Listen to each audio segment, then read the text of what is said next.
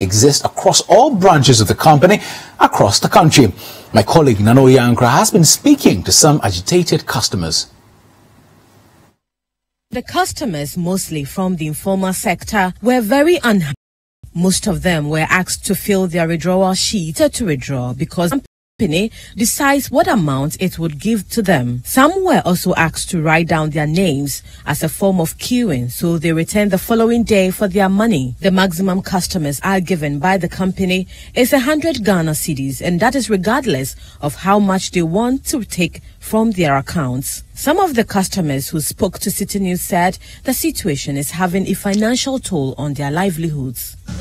A little over 2 months, almost 2 months from now, I guess, we have a fixed deposit with them, and we are into other businesses. So once we applied to them that we wanted our money back, we were not even aware that this was going to happen. And they managed to give us 1/3 or 1/4 of that amount. Since then, we've been following them here and there. They keep telling us that they are going to also have some investment elsewhere that they want to redeem. And once the investment is redeemed, they will sort us out. Up to date, we've been coming. We don't normally come around because our money is big here. It's my madam who is saving here. I'm not saving here. So she has been here for several times and she's not getting the money. So she sent me today to come and see whether I'll get something. But when I came, unfortunately for me, I didn't. They said there's no money there. The manager is gone for meetings and then all sorts of things. Last month, no catch them say me they be aba wow do check aba no omeka say men draw amount no so nti no mo ankasa no mo no mbema they be 100 Ghana and grab about since morning up to evening and when you 100 Ghana men problem am facing. The problem is not peculiar to the Medina branch alone, as some customers of the Adabraka branch faced similar issues 3 months ago. The company, in a press release, have explained that the situation is as a result of panic withdrawal which occurred due to rumors suggesting government was going to take over the company because it belonged to embattled former GFA boss Kwesi Nyantechi. Customers in the northern and Bronga half regions have also complained about the situation. They have therefore asked the Bank of Ghana to investigate the issue to avoid a total collapse of the company. Customers of the First Allied Savings and Loans here at the Medina market are stranded as they are unable to withdraw their deposits. A lot of them who spoke to me could not hide their frustrations as they were given just about a quarter of the amount they came here to withdraw. For City News, I am Nana Oyankra. You're still watching the business dashboard right here on City TV. My name is Bubi Osei. When we return, the Ghana Electrical Dealers Association refutes claim that 96% of all electrical products sold in the country are substandard. We'll tell you why when we return.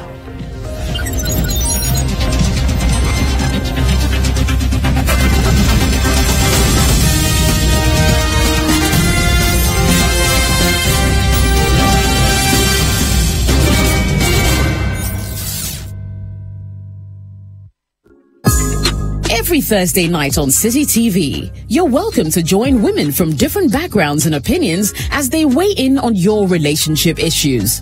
Watch Sister Sister as the ladies get real with issues about love, marriage, betrayal, sex, dating, trust, finances, and more. And his goals and aims and ambitions, including like marital life or children. You should know that from the beginning. And when you have a deep conversation, you should be able to sense the vibe or the energy, but you should have that conversation so that you know what you're going in for. And then you advise yourself upon what you want and what the person wants. Join Jessica and her sisters for City TV's all-women talk show, Sister Sister, every Thursday at 9 p.m.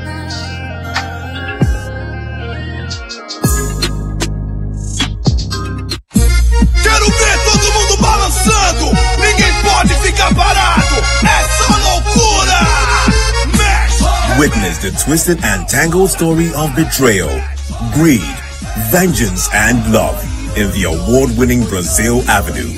Carmenia, a woman led by greed, gets rid of her husband, who is Rita's father, and sends Rita away to a filthy landfill. Rita finds love in Batata, but they are soon separated by adoption into different families, far away from each other.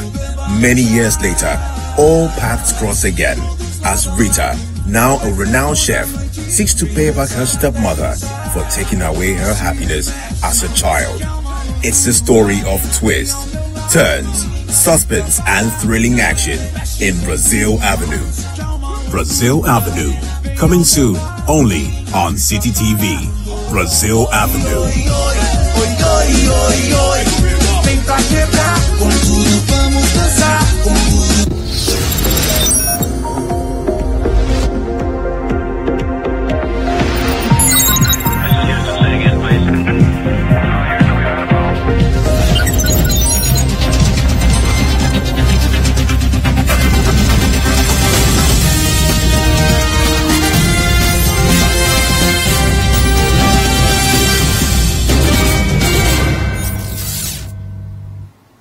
You're welcome back to the Business Dashboard on City TV. I am Bubiose. Let's bring you some more of the latest business stories. Now, the Ghana Electrical Dealers Association has strongly refuted the report by the Ghana Standards Authority that 96% of electrical products sold on the market are substandard.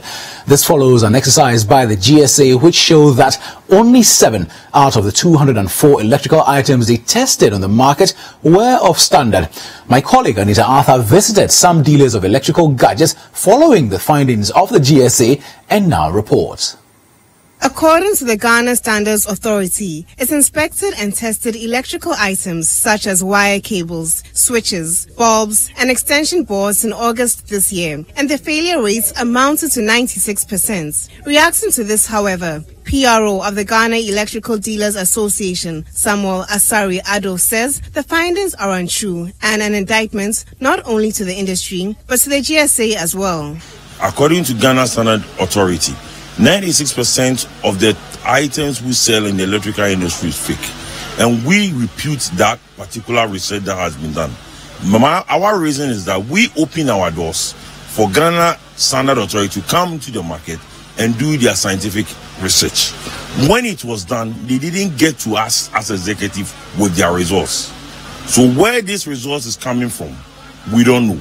And if you look at the analysis, how can 96% of a whole market be fake and only 4% is real? It doesn't make sense. Number two, Ghana Standard Authority are the only body who will make scientific tests on a particular product. Okay, it before that product will come on the market. Director General of the GSA, Alex Dodu, however, admitted that the GSA could have done more to prevent the high influx of substandard products onto the markets, and says dealers found selling substandard products will be dealt with. We cannot point fingers at anyone. It is our job, it's our responsibility. And that is also why we are heightening our market surveillance activities, because if anything is seen on the market, it must be our fault. It's either we didn't see it or it came in unapproved. Either which way, to the taxpayer, there's a state agency mandated to secure the entry point. We will continue. We are determined to basically issue an exercise in perpetuity. The market should be clean. What shocked us was the feeling, or rather the attitude of impunity among some traders. That is a one-off too. So as we lock their shops, they kind of felt, well, this is something which will pass.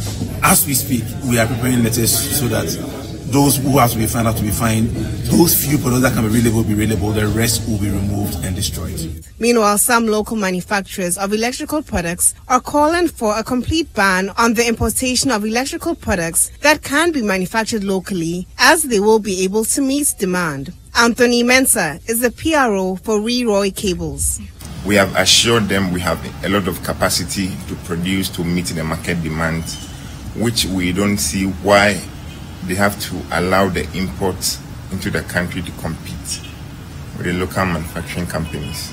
So while the Association of Electrical Dealers is refusing the claim by the GSA that 96% of the products on the market are substandard, local manufacturers are calling for a complete ban on the importation of electrical goods that can be manufactured locally. Reporting from Oprah Square, I am Anita Arthur for City News. Now, in a related development, the Ghana Standards Authority, in collaboration with the Ministry of Trade and Industry, has inaugurated a 22-member committee to oversee the Anti-Bribery System Standard in Accra. The committee's mandate is to study the International Standard Organization ISO 3001 system to determine if it can be adopted for the country as a standard against bribery and corruption. Now, when the committee recommends the adoption of the system, the document will be subjected to public consultation as the country's standard system against corruption. The Director General at the Ghana Standards Authority, Professor Alex Dodu, says the adoption of anti-bribery standard system by various institutions will enhance their operations. One of the key things which has engaged this country has been the issue of corruption. In 2016, the International Standards Organization came up with a standard called ISO 37001, which is anti-bribery management systems. How do you develop a system to manage against bribery? Bribery for your organization, by your organization, or against your organization. The Ghana Standards Authority, with permission from our sector ministry, decided to form a national, Ghana National Committee to look at the International Standards Organization's anti-bribery systems and adopt it or adapt it or just fully accept it for Ghana. Because we believe that having that would take Ghana very, very far. You know, everyone is talking about let's fight against corruption, and our president is passionate about it. A key part of doing this is really ensuring that organizations actually have defined management processes. Now, in some other stories, the International Monetary Fund, IMF, is to meet over the minority in Parliament's request seeking clarity on whether it will consider the infrastructure agreements between Ghana and the Sino-Hydro Corporation as a debt or not.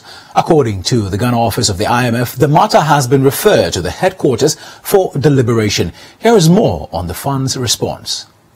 This development comes in a response by the country representative of the IMF, Natalia Kolyadina, to the minority leader, Haruna Idrisu, and ranking member of Parliament's Finance Committee, Kisul Atufolsen. According to Madam Kolyadina, the fund will apply the definition of government debt in the Technical Memorandum of Understandings, which has not changed since the inception of the program. The minority wants the IMF to state categorically how it will classify Ghana's $2 billion barter agreement with Sino-Hydro Corporation. The government has insisted that the agreement will not impact on the country's debt, but this the minority disagrees. The agreement will see the Chinese company mine the country's bauxite, while in turn, it provides the country with a said amount for major infrastructure projects. This will see the construction of some major roads across the country. The IMF country representative also says the request by the minority has been forwarded to the headquarters, including the legal department, and it is going to discuss the issue mission under the extended credit facility. Well, President Akufo-Addo over the weekend signed the agreement with the company during his state visit to China. You're still watching the Business Dashboard on City TV. I am Bobio. Say when we return, we'll share some more of the world's latest business stories with you.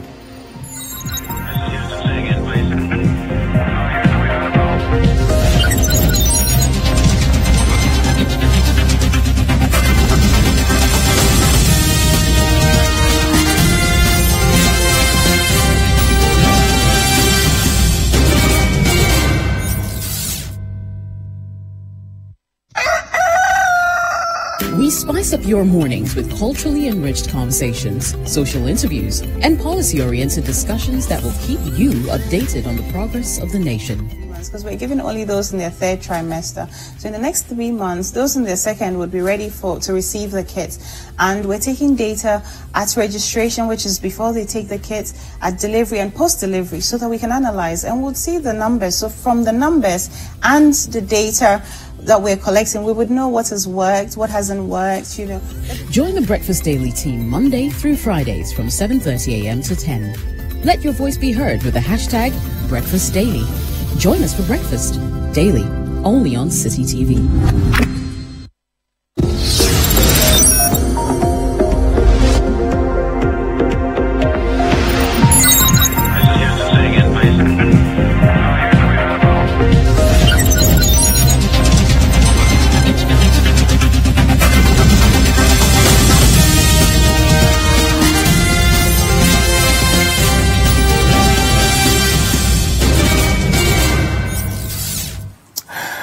It's good to have you back on the business dashboard on City TV. Let's take some more stories.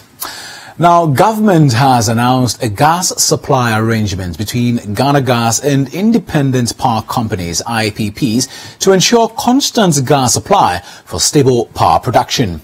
Currently, most of the plants will need about 120 million standard cubic feet of gas per day to operate at their full capacity. However, they are not operating at their full capacity because of inadequate gas supply from Nigeria.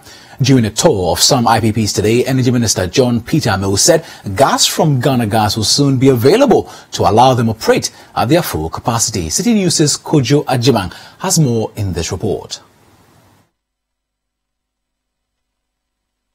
Currently, Ghana has about 20 power plants, including that of independent power producing companies, IPPs. They have combined installed capacity of around 4,100 megawatts to be added to the national grid. However, they are not operating at their full capacities as a result of high cost of fuel to run the plants. Apart from this, gas supply from neighboring Nigeria is not constant. This concern, as stipulated by one of the IPPs, Sonon Asogli Power Ghana Limited, is a major issue that needs government's attention. The power company operates and gas-fired thermal power station. Full capacity, it will need 120 million standard cubic feet of gas. But due to irregular supply, it is receiving only half of that. A situation its chairman, Lee Jianghai, is worried about. Just like, waterfall mechanism, government working on to making this, firm arrangement so that we can, get it out without any doubt. Okay, that is. Well, apologies for the poor sound quality there.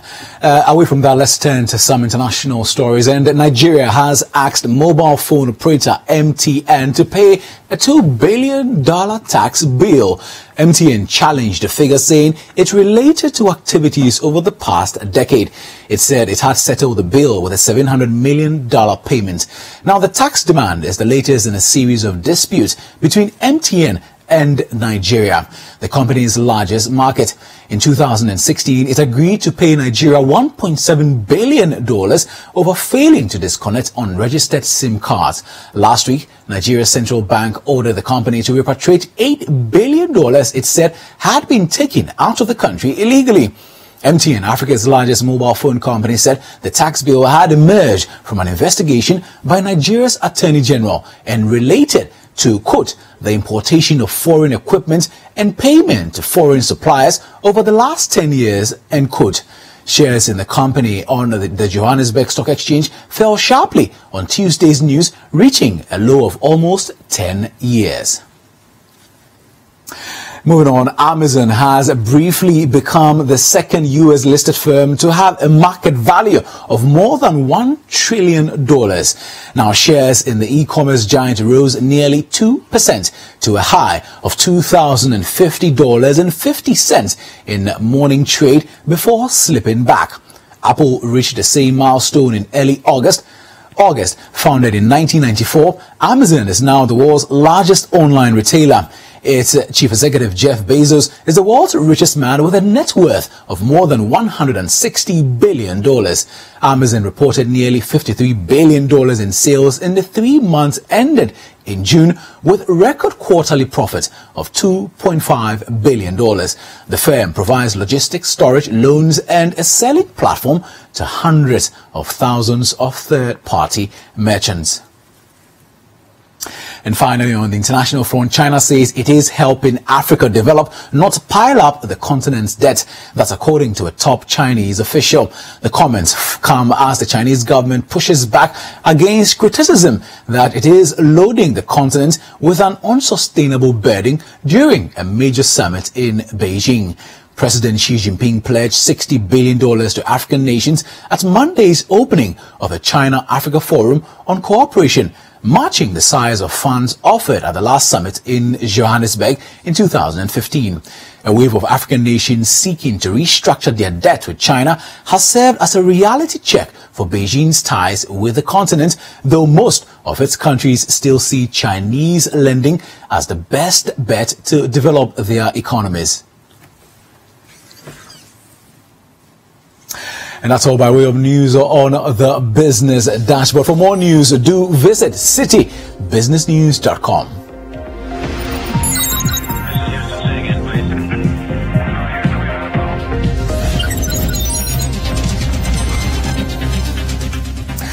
Well, many thanks for your time once again on the Business Dashboard. My name is Bubi Osei. We'll see you tomorrow with more of the latest from the world of business.